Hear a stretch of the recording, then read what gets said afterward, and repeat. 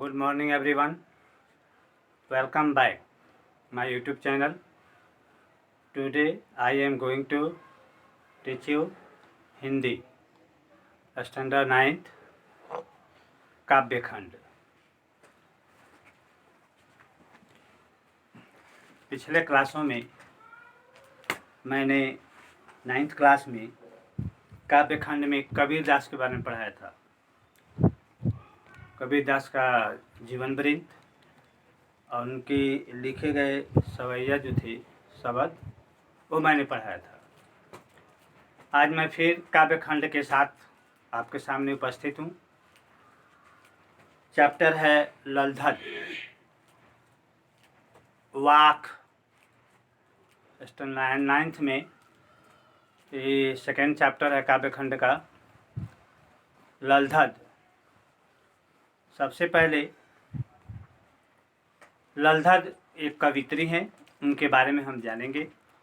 उनका जन्म कब और कहाँ हुआ था और वह क्या बता रही हैं। तो आइए शुरू करते हैं ललधद कवित्री के बारे में, उनका जीवन परिचय। ललधद कवित्री जो हैं वह कश्मीर की लोकप्रिय कवित्री हैं। उनके जीवन के बारे में कोई प्रामाणिक जानकारी नहीं मिलती है, कोई प्रमाण नहीं है। फिर भी उनके जन्म के बारे में लिखा गया है। उनका जन्म 1320 ईस्वी में 1320 ईस्वी में हुआ था। कहाँ पर? श्रीनगर के एक गांव में। मतलब ललधद कवित्री का जन्म 1320 ईस्वी के आसपास श्रीनगर के पास गांव में हुआ था। इन्हें ललेश्वरी, लल्ला आदि नामों से भी जाना जाता है। अब इनकी रचनाओं के बारे में हम देखेंगे कि इनकी कौन कौन सी रचनाएं हैं। सबसे पहले इनकी काव्यगत विशेषताओं को जानिए। ललधद का काव्य अन्य संत कवियों की भांति भक्तिपूर्ण है। जितने भी कवि हुए भक्ति मार्ग के, उन्हीं के अनुसार इनका भी भक्तिपूर्ण है। उन्होंने जाति, मत और समुदाय के भेदों से ऊपर उठकर ईश्वर भक्ति करने की प्रेरणा दी। उन्होंने धार्मिक आडंबरों का विरोध किया और मानव प्रेम को सर्वोच्च माना। मतलब मानव प्रेम ही सबसे बड़ा पुण्य का काम है। अगर कोई भिखारी, अपाहिज, जो काम करने योग्य नहीं है, या भिखारी है जो धन से कमज़ोर है, अगर उसकी आप हेल्प करते हैं, सहायता करते हैं, तो सबसे बड़ा मानव धर्म है। अगर आप उसको खिला देते हैं, दान स्वरूप कुछ दे देते हैं, तो आप पुण्य के भागी होंगे। संस्कृत में कहा भी गया है, पात्रे च काले च दीयते दानम तत् दानम सात्विकम भवति। मतलब पात्र के अनुसार, समय के अनुसार दिया हुआ दान सात्विक होता है, अर्थात फल देता है। मान लेते हैं कोई धनी व्यक्ति है, आपने उसको खटिया दान करके दे दिया, तो खटिया पर सोएगा? नहीं सोएगा, ला करके अपने भुसौली में फेंक देगा। तो आपको दान देने से क्या फ़ायदा? इसलिए दान किसको दीजिए? गरीबों को, कमज़ोर को, निर्धनों को, इनकी सहायता करनी चाहिए, इनको दान देना चाहिए। तो मैं बता रहा था कि ललधद कवित्री जो थी, उनका काव्य जो है वह अन्य संत कवियों की भांति भक्तिपूर्ण है। उन्होंने जाति, मत और संप्रदाय के भेदों से ऊपर उठकर ईश्वर भक्ति करने की प्रेरणा दी। उन्होंने धार्मिक आडंबरों का विरोध किया और मानव प्रेम को सर्वोच्च माना। मानव को मानव से प्रेम करना चाहिए, मानव को मानव से घृणा नहीं करनी चाहिए। अन्य संत कवियों की भांति उनके काव्य में भी प्रभु मिलन की तड़प है।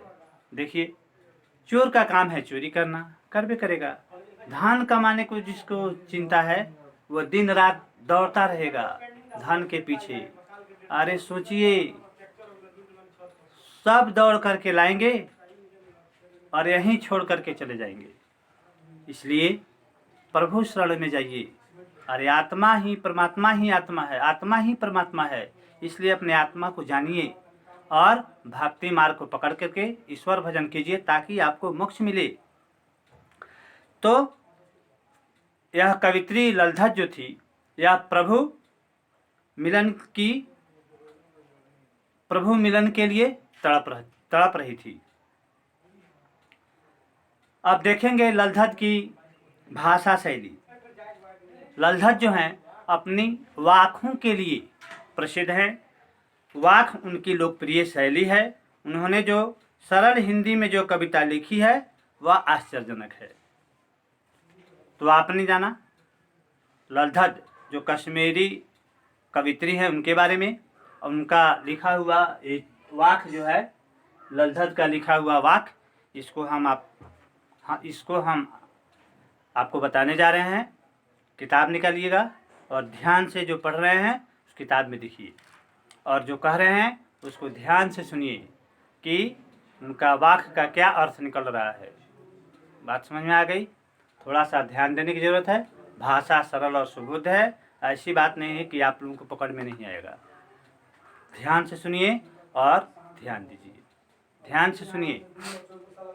देखिए, लिखी है कवित्री ललधत, क्या लिखी है?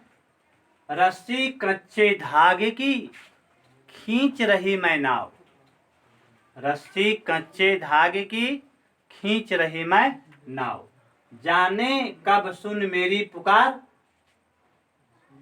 देव भव सागर पार। फिर से सुनिए, जाने कब सुन मेरी पुकार, करे देव भव सागर पार। पानी टपके सच्चे सकोरे, पानी टपके कच्चे सकोरे, व्यर्थ प्रयास हो रहे मेरे, जी में उठती रहरा हुक, घर जाने की चाह है मेरे। घर जाने की चाह है मेरे, घर मतलब ईश्वर के पास, ठीक है ना? आइए इसका अर्थ देखते हैं। रस्सी कच्चे धागे की खींच रही मैं नाव, यानी कश्मीरी कवित्री जो है ललधत, वो क्या कह रही है उसको सुनिए। कवित्री कहती हैं कि यह जीवन जो है कच्चे धागे की रस्सी के समान है और यह नश्वर है। अर्थात यह जीवन कच्चे धागे की रस्सी के समान नश्वर है। जिस तरह कच्चा धागा टूट जाता है उसी तरह यह शरीर कब प्राण छोड़ देगा किसी को पता नहीं है। यह शरीर जो है कच्चे धागे के समान है। जाने कब सुन मेरी पुकार, करे देव भव सागर पार। यानी कवित्री कह रही हैं कि यह जीवन जो है वह कच्चे धागे की रस्सी के समान नश्वर है, जिनके सहारे मैं प्रभु भक्ति की नाव को खींच रही हूँ या खे रही हूँ। जाने कब सुन मेरी पुकार, करे देव भव सागर पार। न जाने ईश्वर मेरी पुकार को कब सुनेंगे और मेरा भव सागर पार मतलब मेरा बेड़ा पार करेंगे। कवित्री कह रही हैं कि न जाने ईश्वर मेरी पुकार कब सुनेंगे और मेरी बेड़ा पार करेंगे। फिर क्या कर रही है? पानी टपके कच्चे सकोरे, पानी टपके कच्चे सकोरे, व्यर्थ प्रयास हो रहे मेरे। कवित्री कहती हैं कि समय बीतता जा रहा है, मृत्यु नजदीक आती जा रही है, समय बीतता जा रहा है और मृत्यु समीप आती जा रही है।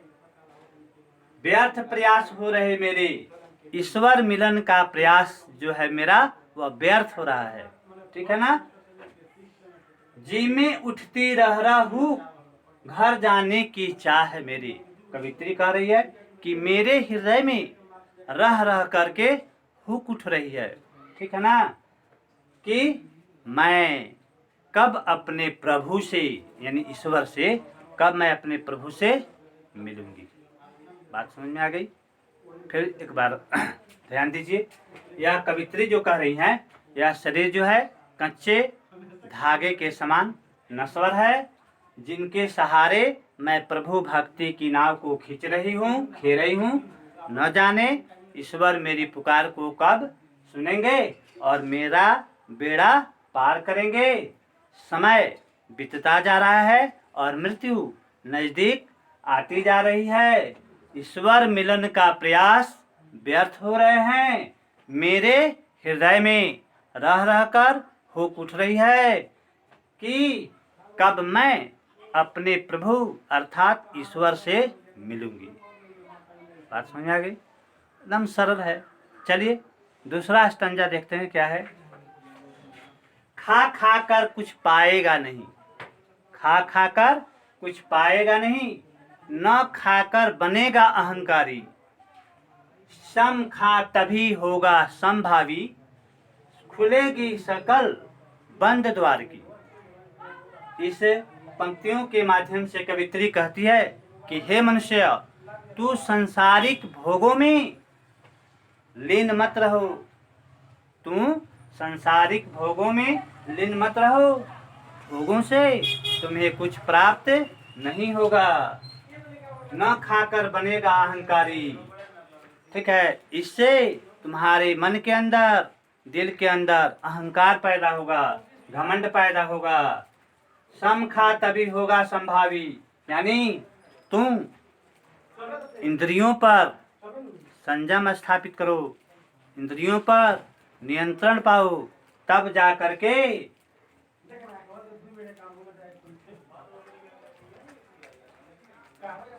इंद्रियों पर नियंत्रण पाओ, तब जा करके तू ईश्वर को प्राप्त करेगा। फिर कहते हैं खुलेगी सकल बंद द्वार की। खुलेगी संकल, संकल मतलब किल्ली होते हैं, घर के दरवाजे में जो किल्ली लगाया जाता है उसी को संकल बोला जाता है। तो कह रही हैं कि खुलेगी सकल बंद द्वार की, यानी तब भगवान का दरवाजा खुलेगा और प्रभु से तुम्हारा मिलन होगा। बात समझ में आ गई। तीसरा सेंटेंस से कवि क्या कहते हैं, कवित्री क्या कह रही है, देखिए। आदमी का जब जन्म होता है तो वह खाली आता है, और मृत्यु जब होती है तो वह खाली जाता है। यह बात सभी जानते हैं। हम या आप जब भी ऊपर से आए यहाँ, ईश्वर ने हमें भेजा तो हम खाली हाथ आए थे, और जब जाएंगे तो जितना भी चीज़ हम लोग रखे हैं, कमा करके जमा किए हैं या जैसे भी जमा किए हैं, ये सब यहीं छोड़ करके चला जाना है। तो इससे क्या फ़ायदा। थोड़ा सा समय जो है प्रभु भक्ति में लगाना जरूरी है। ठीक है, प्रभु भक्ति में रहने से मुक्ति की प्राप्ति होगी, मोक्ष की प्राप्ति होगी, और आदमी जो है पुनर्जन्म के झंझट से बच जाएगा। इसलिए प्रभु भक्ति अवश्य करनी चाहिए। तो आइए दूसरा सेंटेंस में कवित्री क्या कह रही हैं उसको देखते हैं। कह रही हैं आई सीधी राह से गई न सीधी राह, आई सीधी राह से गई न सीधी राह। सुषुम सेतु पर खड़ी थी बीत गया दिन रात, सुषुम सेतु पर खड़ी थी बीत गई दिन रात। फिर क्या कह रही हैं, जेब टटोली कौड़ी न पाई, माझी को दूं क्या इतराई। जेब टटोली कौड़ी न पाई, माझी को दूं क्या इतराई। माझी मतलब ईश्वर भगवान। इस पंक्तियों के माध्यम से कवित्री क्या कह रही हैं इसको देखना है। कवित्री कह रही हैं कि मैं परमात्मा प्राप्ति के लिए, मैं परमात्मा प्राप्ति के लिए सही रास्ते पर आई, कि मैं जाऊंगी और ईश्वर भक्ति में लीन रहूंगी और ईश्वर से मेरी मुलाकात होगी, मेरी नैया पार होगी। तो यहाँ पर कह रही हैं आई सीधी राह से गई न सीधी राह, यानी कवित्री कहती हैं कि मैं परमात्मा प्राप्ति के पथ पर, ठीक पथ मतलब रास्ता, मैं परमात्मा प्राप्ति के पथ पर ठीक ही आई थी, लेकिन गई न सीधी राह, किंतु मैंने गलती राह पकड़ लिया। आदमी जब यहाँ जन्म लेता है तो जन्म लेने के बाद ज्यों ज्यों ज्यों उसकी उम्र बढ़ती जाती है, उसके अंदर अहंकार बढ़ता जाता है और कुछ अर्जन करने की लालसा बढ़ती जाती है कि हम इतना धन कमा लें, इतना बटोर लें, ये होगा वो होगा, ऐसे होगा ऐसे होगा, और इसी दौड़ धूप में उसका जिंदगी बीत जाता है। वह ईश्वर को भूल जाता है और फिर वह मर जाता है। ठीक है, यही बात को कवित्री यहाँ पर समझा रही है कि आई सीधी राह से गई न सीधी राह, सुषुम सेतु पर खड़ी थी बीत गया दिन रात। यानी कवित्री कहती है कि मैं परमात्मा प्राप्ति के पथ पर सीधी ही राह आई थी, लेकिन मैंने गलत राह पकड़ लिया।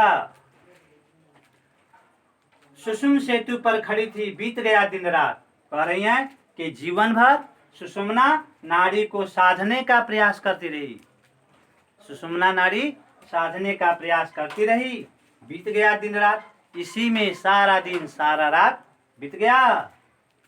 जेब टटोली कौड़ी न पाई, जब मैं अपनी जेब टटोली कि मैं क्या अभी तक पूजा पाठ की क्या पुण्य कमाई, जेब टटोलने का मतलब वही है कि मैंने अपने जीवन में ईश्वर प्राप्ति के लिए क्या किया, पूजा पाठ किया कि नहीं किया, चाहे कितना किया, ये सब।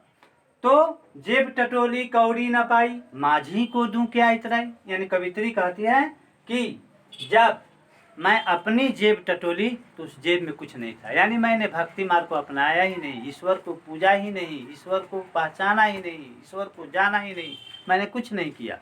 ठीक है ना। तो कवित्री कह रही है कि मैं जेब टटोली तो जेब में कुछ नहीं था, माझी को क्या दूं इतराई, अब मैं मरूंगी तो फिर उस ईश्वर को क्या जवाब दूंगी कि मैं नीचे आई तो क्या की। तो यहीं पर कवित्री कह रही है कि मैंने कुछ नहीं किया। जब ईश्वर पूछेंगे, कर्मों का हिसाब लेंगे, तब पता चलेगा कि आदमी क्या किया। ठीक है ना। तो वहीं कह रही हैं कि सारा जीवन जो है मेरा व्यर्थ में बीत गया, और जब मैं अपनी जेब टटोली तो उसमें कुछ नहीं था, मैं ईश्वर को क्या दूंगी। और अंतिम स्टंजा फिर शुरू करते हैं, थोड़ा देखिए। थल थल में बसता है शिव, थल थल में बसता है शिव, भेद न कर क्या हिंदू क्या मुसलमान, भेद न कर क्या हिंदू क्या मुसलमान, ज्ञानी है तो स्वयं को जान, ज्ञानी है तो स्वयं को जान, यही है साहिब से पहचान। साहिब मतलब ईश्वर भगवान। तो आइए इसका अर्थ देखते हैं। थल थल में बसता है शिव ही, भेद न कर क्या हिंदू मुसलमान, भेद न कर हिंदू क्या हिंदू क्या मुसलमान। मतलब कवित्री कहती हैं कि थल थल में बसता है शिव, यानी भगवान। कवित्री कहती हैं कि भगवान हर जगह है, थल थल में यानी हर जगह। ठीक है। भेद न कर क्या हिंदू मुसलमान, इसलिए हिंदू हो या मुसलमान हो, उसे अपनाने में भेदभाव नहीं करना चाहिए। किसको अपनाने में? भगवान को। ठीक है ना। खुदा को, ईश्वर को, भगवान को अपनाने में किसी तरह का भेदभाव नहीं करना चाहिए। यानी कवित्री कहती हैं कि ईश्वर सब जगह है, हिंदू या मुसलमान किसी को भेदभाव नहीं करना चाहिए। ज्ञानी है तो स्वयं को जान, कहती हैं कवित्री कि अगर तू ज्ञानी है तो स्वयं को पहचान कि तू है कौन।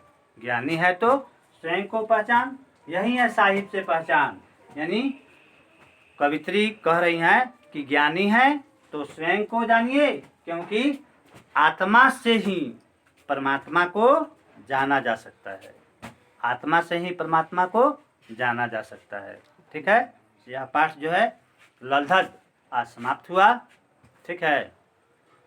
इसके बाद फिर अगले क्लासों में हम मिलेंगे। अगले पाठ में मैंने अभी आपको बताया था काव्य खंड में कबीर पढ़ाया, ललधर पढ़ाया। अब इसके बाद हम मिलेंगे नए चैप्टर रसखान में। ठीक है। वह भी भक्ति मार्ग के ही कवि थे, कृष्ण के परम भक्त थे रसखान जी, जिसके बारे में हम पढ़ेंगे। ठीक है। तब तक के लिए धन्यवाद।